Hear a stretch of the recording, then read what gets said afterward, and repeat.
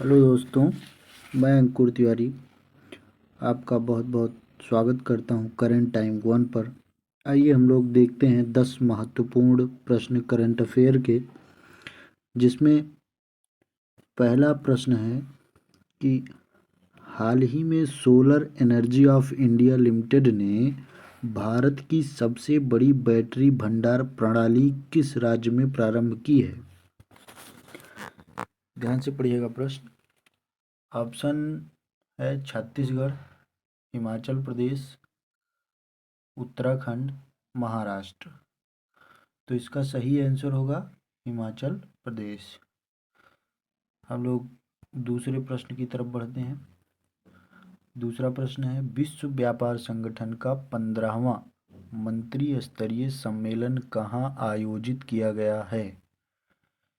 Option ध्यान दीजिएगा। Abu Dhabi, नई दिल्ली, रियाद, टोक्यो। तो इसका सही उत्तर है अबू धाबी, जो कि संयुक्त अरब अमीरात देश में है। ठीक है, हम लोग बढ़ते हैं तीसरे प्रश्न की तरफ। तीसरा प्रश्न है, विश्व की सबसे बड़ी इलेक्ट्रिक वाहन बेचने वाली कंपनी BYD, जिसका पूरा नाम बिल्ड योज ड्रीम्स है, ये किस देश की कंपनी है। पहला ऑप्शन है अमेरिका, फिर जापान, फिर चीन, फिर साउथ कोरिया। तो ये कंपनी जो है किस देश की है ये पूछा जा रहा है। तो ये कंपनी है चीन की। कंपनी है चीन की। आइए हम लोग देखते हैं, दूसरे प्रश्न की तरफ बढ़ते हैं।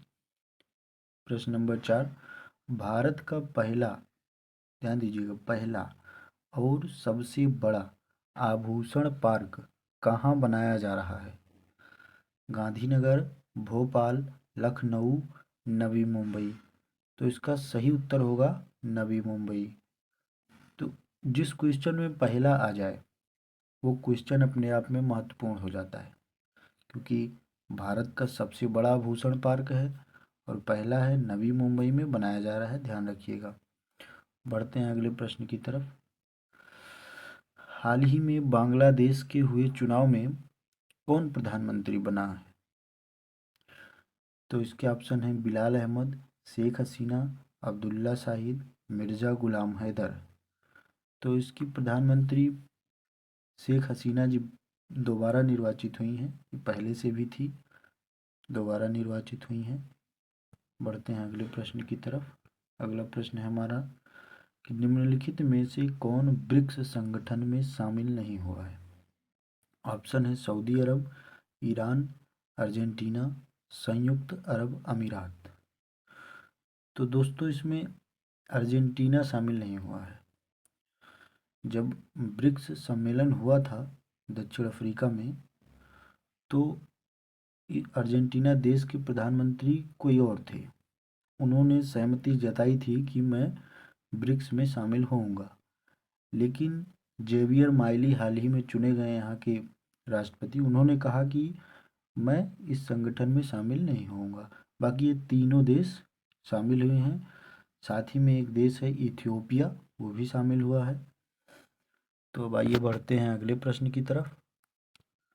विलियम लाई, पूछा जा रहा है विलियम लाई किस देश के नए राष्ट्रपति बने हैं। Poland, Germany, Japan, Taiwan. सही उत्तर है आपका ताइवान। देखिए चाइना इसी तरह का है, उसके नीचे लाई के आकार का, लाई इसी तरह होती है जो हम लोग लाई खाते हैं, लाई के आकार का लटका हुआ है। इनका नाम भी लाई है, तो याद करना आसान हो जाएगा। विलियम लाई ताइवान के नए राष्ट्रपति बनाए गए हैं। ठीक है, हम लोग बढ़ते हैं अगले प्रश्न की तरफ। हाल ही में विश्व आर्थिक मंच, इसको वर्ल्ड इकोनॉमिक मंच फोरम का आयोजन कहाँ किया गया है। तो ऑप्शन है दावोस, पेरिस, काठमांडू, नेपाल, नई दिल्ली। तो इसका सही उत्तर क्या होगा, दावोस, स्विट्जरलैंड इसका सही उत्तर होगा। हाल ही में इसका आयोजन दावोस स्विट्जरलैंड में किया गया है। बढ़ते हैं 9वें प्रश्न की तरफ। स्वीडन नाटो का कौन से क्रम का सदस्य बना है? हाल ही में दोस्तों, इसे अभी कुछ दिन पहले जो है तुर्की ने तुर्की तुर्की ने इसे सहमति दी थी सदस्य बनाने के लिए, लेकिन एक देश बच गया था, हंगरी।